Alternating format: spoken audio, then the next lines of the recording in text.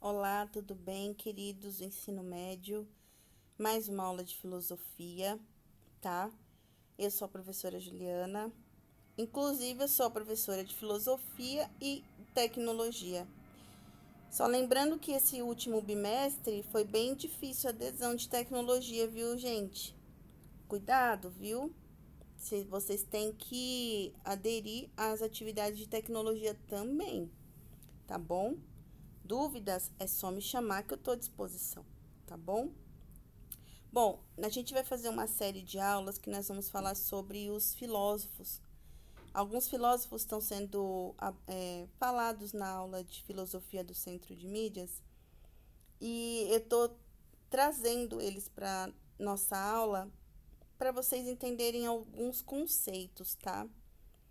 E assim, são contextos que vocês usam no dia a dia, mas vocês não assimilam muito algumas vezes. Vou dizer que, como eu falo aqui em casa, o nome é a pessoa. Então, vocês já ouviram a expressão, de repente, desse autor, desse filósofo, mas você não sabe de onde saiu, né? Então, a gente vai fazer uma série de aulas com os filósofos, tá?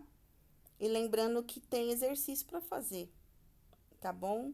Nada de graça nessa vida, tá?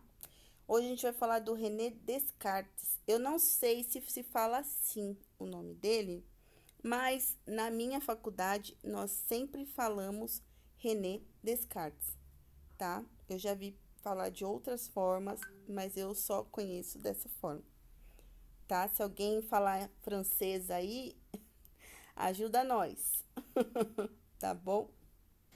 Ao término dessa aula, escrevi errado ali, mas ao término dessa aula, você deverá saber qual que é a habilidade que vocês deverão desenvolver nessa aula.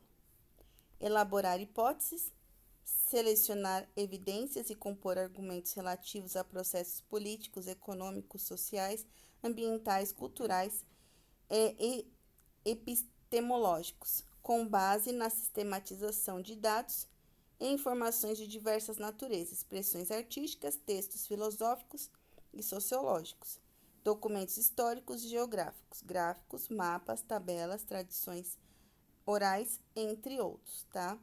Então, assim, você vai elaborar hipóteses. Então, quer dizer, é aquilo. E se? Mas e se? Né? Você vai trazer evidências, né, do que a gente vai falar, ou de repente alguma coisa que você vai ver, e compor a sua argumentação, tá? É porque assim, às vezes a gente argumenta o que a gente vê os outros falarem.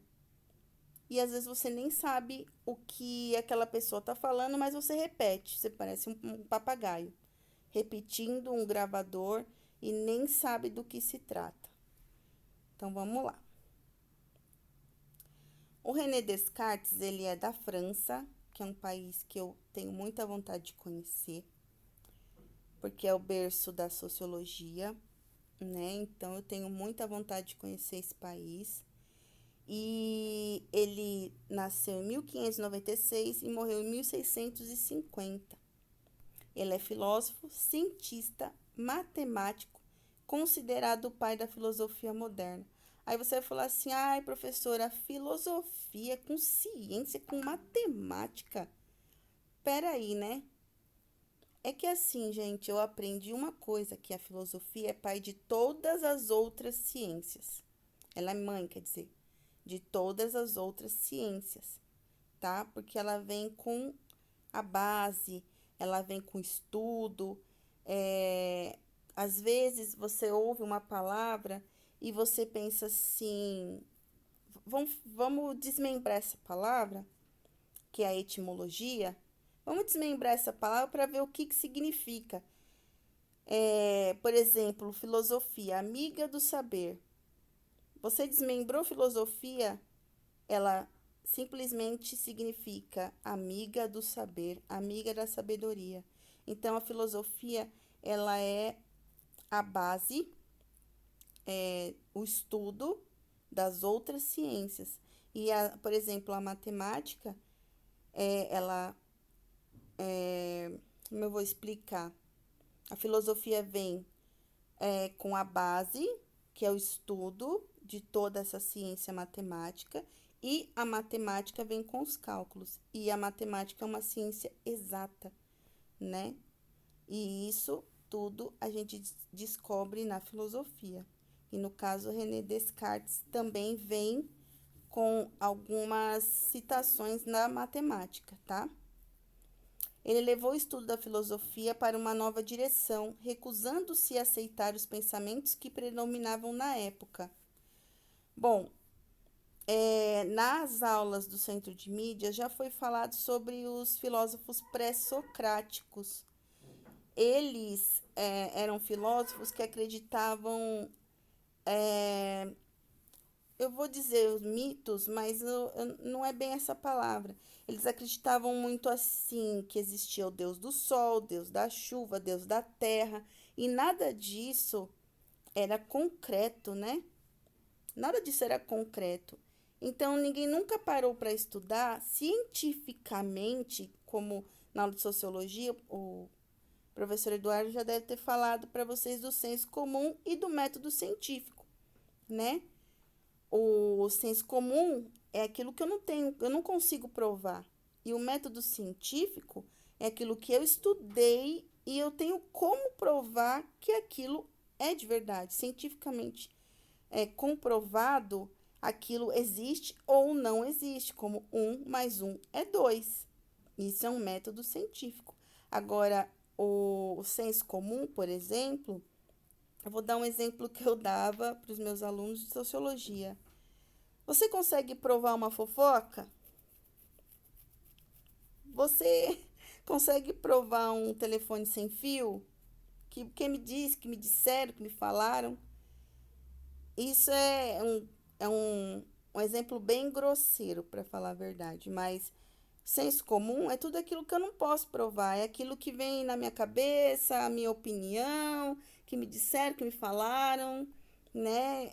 Aquelas notícias que a gente vê que não, né, que não tem nada a ver, que mais? Aquilo que não tem base, eu não consigo provar, tá? Trazendo pro cotidiano de vocês, para ficar mais fácil. Um dos primeiros racionalistas e o mais famoso proponente do racionalismo, tá? Então, já diz a palavra racionalismo, racional, que pensou, que foi lá e falou assim, não, eu vou ver se isso daqui é verdade mesmo.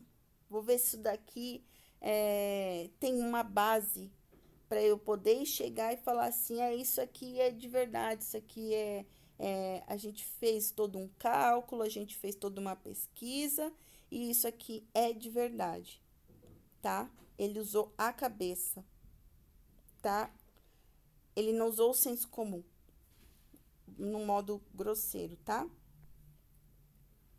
Descartes foi um dos primeiros racionalistas e o mais famoso proponente do racionalismo. Racionalismo é a teoria de que o conhecimento é adquirido por meio da razão, ó que eu acabei de falar, sem que haja participação dos sentidos. Então, assim, por exemplo, vou dar um outro exemplo para vocês. Eu não tô com vontade de lavar louça. Vontade é um sentimento. Eu não tô com vontade de lavar louça, mas eu preciso lavar louça. Eu preciso. Se eu não for lavar louça, eu não vou ter pratos, copos, talheres para eu comer, por exemplo. A vontade nada mais é que um sentido, um sentimento.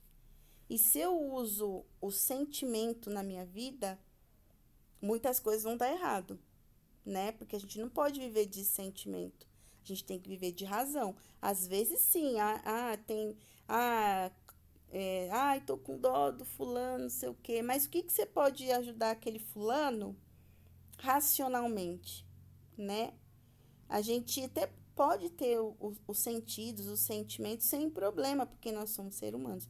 mas a maioria das nossas decisões tem que ser racional. E Descartes, ele foi racional nas suas pesquisas, foi racional nas suas descobertas, nas suas falas. Então, ele foi pioneiro, foi o primeiro a pensar dessa forma naquela época, certo? Empirismo é uma teoria do conhecimento que afirma que o conhecimento sobre o mundo vem apenas de experiência sensorial.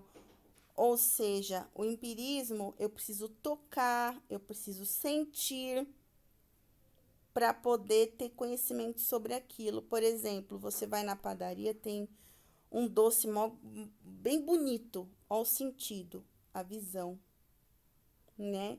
Nossa, que doce lindo! Mano, quero aquele doce, né? Você morde, que droga, hein? Você foi pela visão, né? E às vezes o doce é caro pra caramba, né? Mas você não foi pela sua razão e gastou dinheiro à toa. O doce é ruim pra caramba, tá? Isso, o empirismo, é quando você quer conhecer, só que você quer ter a experiência de sentir.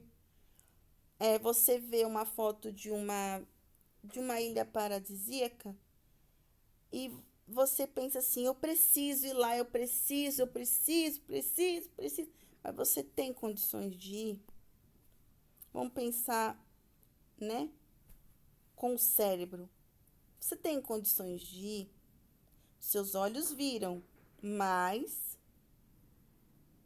entendeu? Então, isso é um empirismo, trazendo para o cotidiano de vocês.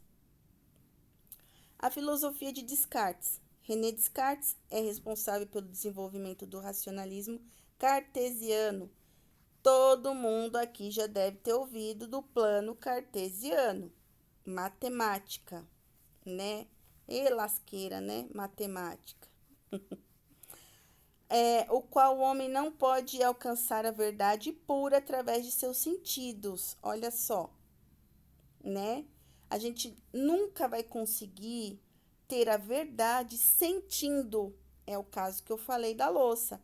Eu preciso lavar a louça, mas eu não estou com vontade. Mas eu preciso. Senão, não vou ter copo, prato, talher para comer, né? As verdades residem nas abstrações e em nossa consciência, na qual habitam as ideias inatas.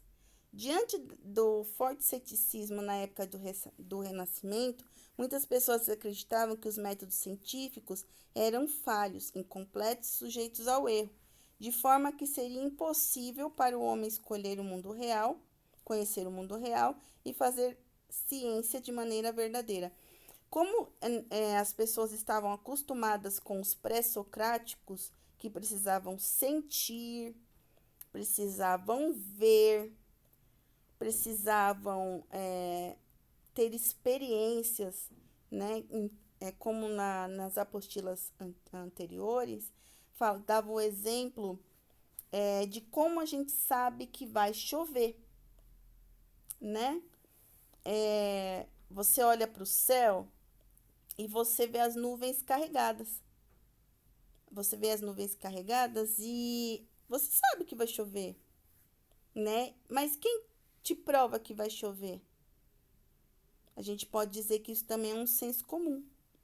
Então, assim, nessa época de renascimento, vamos dizer assim, ainda não se tinha esse conhecimento do método científico, que as coisas poderiam ser calculadas, né? Por exemplo, poderiam ser descobertas cientificamente com pesquisas, leituras, cálculos. Não existia isso. Então, as pessoas não acreditavam nisso, tá? Então, o Descartes vem para desmembrar, para tirar tudo da cabeça desse povo.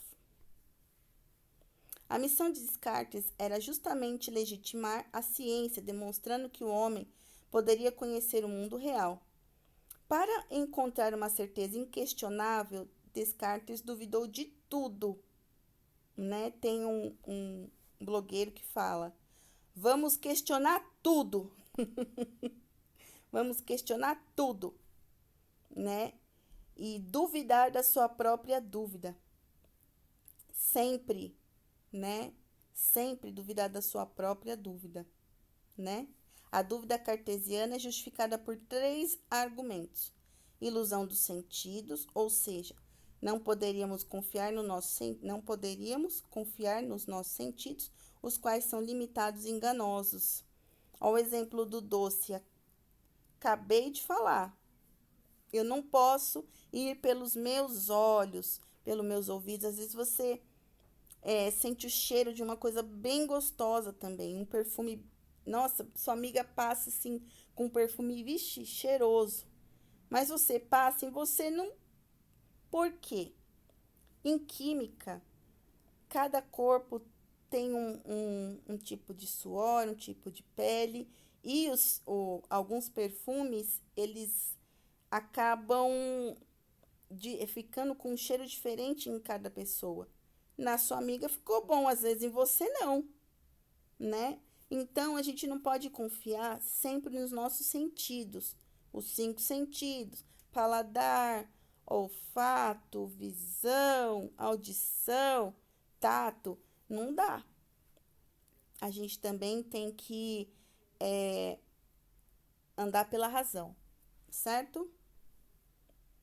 Argumento dos sonhos. Não sabemos distinguir o mundo externo daquilo que é produto de nossa mente, né? Às vezes você fica lá sonhando acordado, lá, vou ter um carro, uma moto, a minha moto é assim, assim, assim, assim. Aí você cai da cama, né? E aí, né, se você não lutar pelo aquele sonho, por exemplo, eu quero ser bióloga. E aí, se não estudar, vai ser bióloga só do quintal da sua casa. Entende? Porque lá na faculdade você vai ter todo o conhecimento científico, né? E você vai saber trabalhar com aquilo, né? Não basta você ser biólogo, né? Aqueles que não sabem nada e, né?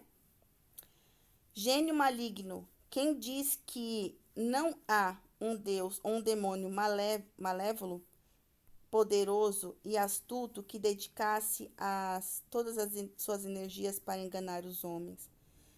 Quem já viu o pica-pau lá com anjinho do bem e anjinho do mal? É isso aí. Então, às vezes, você sabe o que você tem que fazer, né? E aí fica assim. Vou dar um outro exemplo grosseiro.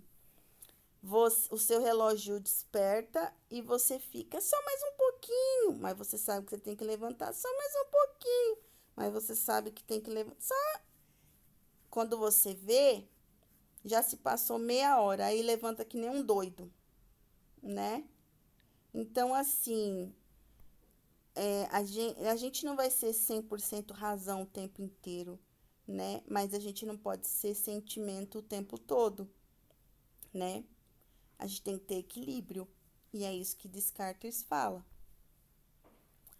Então criou-se um impasse, como Descartes poderia encontrar certezas irrefutáveis se, ao mesmo tempo, acreditava que deveria duvidar sistematicamente de tudo que se apresentasse para ele. Se, por outro lado, Descartes acreditava que o ato de duvidar punha em dúvida até nossos sentidos. Por outro, é impossível duvidar do pensamento. Afinal, duvidar do pensamento é pensar. Então, quando você fica, não vou lavar louça porque a água tá gelada. Não tô com vontade, mas se eu não lavar a louça, vai dar ruim. Vai dar ruim porque, nossa, não vai ter prato, não vai ter copo. E aí? Aí você fica. Você fica com a dúvida, mas você fica pensando. Ou, sei lá, você tem R$ 50 para passar 15 dias. Se você ficar aí, se eu gastar os 50 reais hoje, vou passar o mês todinho a pé.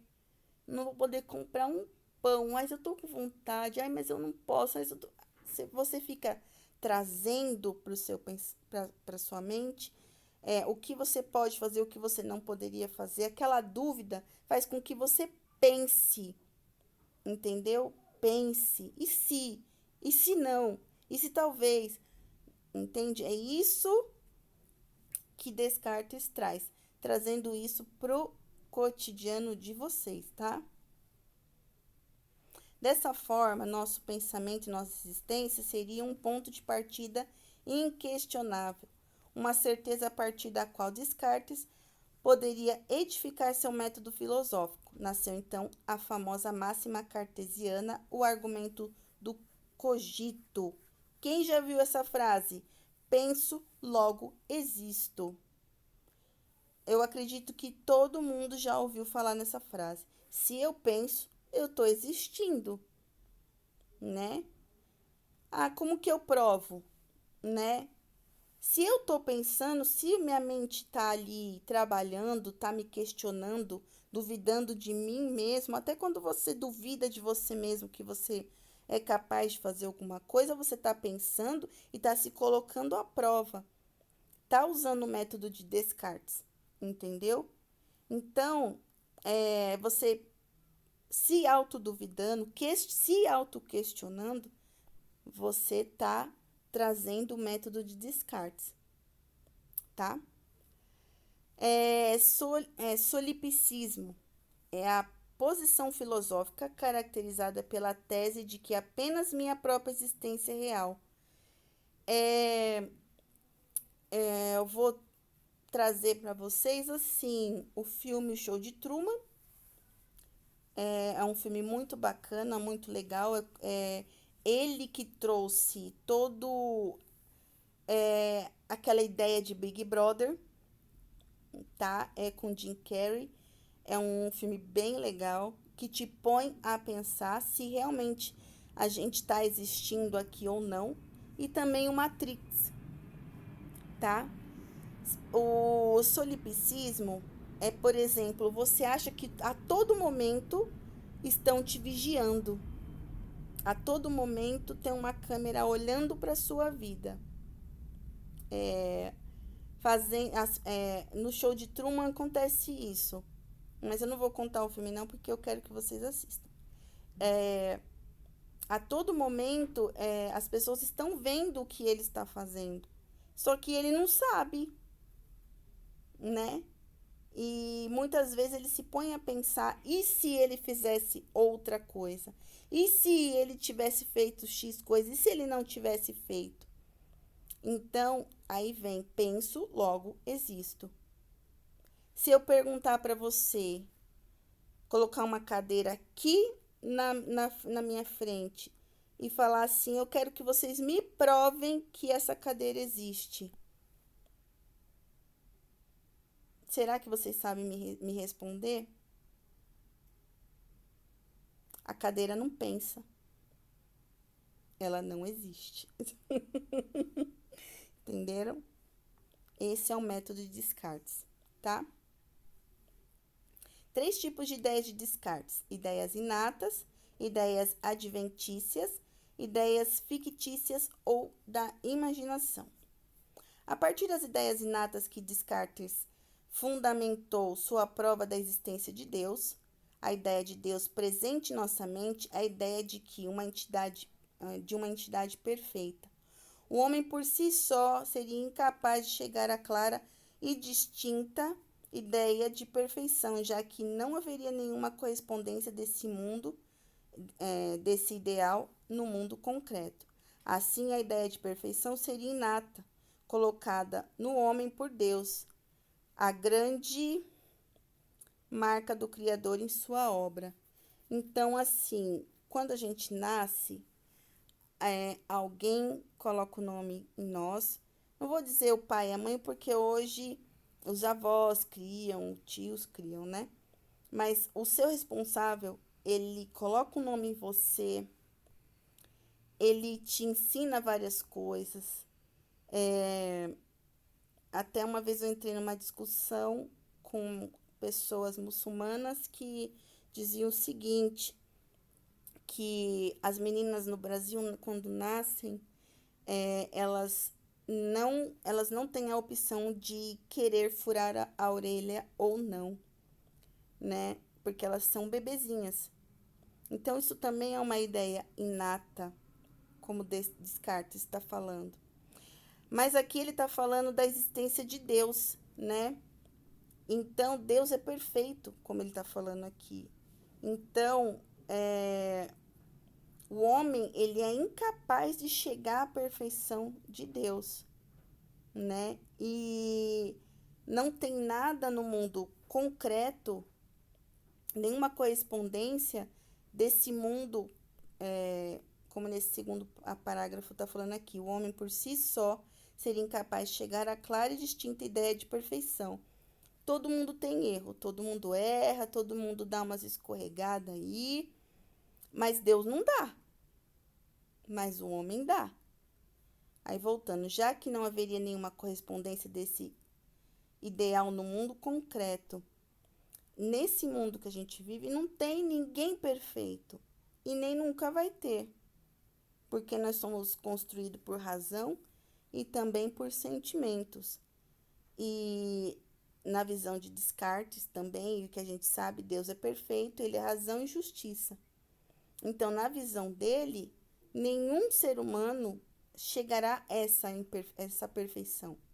Então, é uma ideia inata, tá? Que a gente nasce ouvindo, mas a gente nem conhece, tá? A gente vai conhecer no decorrer da nossa vida.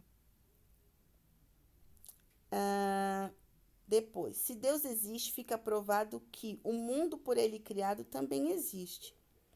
Assim, note que Descartes provou que o eu existe e, por meio do raciocínio dedutivo, provou também, a partir das premissas anteriores, que Deus e o mundo existe. Eis a ponte entre o subjetivo e a realidade objetiva, isto é, a prova de que o eu e o mundo existe. Tá? Então, quando a gente fica filosofando aqui, até com a gente mesmo, se a gente existe, nós existimos, porque nós estamos pensando, tá? Nós estamos nos questionando, né? E se Deus existe, também é uma ideia inata, tá? Você já se imaginou que podemos estar vivendo em uma Matrix? Quem já assistiu Matrix? Descartes, mais ou menos, a gente falou aqui de uma Matrix, tá? Se você tiver a oportunidade, assista também. É bem interessante, tá? Aqui são as referências de onde eu trouxe essa aula, essas informações. E aqui sou eu, tá bom? Então, assim, gente, filosofia, ela questiona, ela te faz entender muitas coisas, te põe para pensar, tá? Tudo na nossa vida é uma filosofia. Aliás, todas as matérias que vocês estudam vai ter um link puxando na sua vida. Você vai dizer, nossa, isso daqui eu aprendi na escola, ó. Nossa, isso aqui a professora falou. Em tudo vocês vão ter, vai linkar com a sua vida, tá? A sociologia, a gente vive o tempo inteiro, né? Filosofia também, matemática também, língua portuguesa, todas. Ciências. Quando você vai cozinhar, ali você tá nada mais é que uma receita de química, de ciências, para fazer um bolo. Tudo, gente. E isso tudo vem da filosofia. Tá bom? Dúvidas? Estou à disposição. Precisando, tá? Vocês podem me chamar. Logo mais a gente vai postar atividade para vocês. Tá bom? Um abraço. Fiquem com Deus e fiquem bem, viu? Cuidem um dos outros, tá bom? Tchau!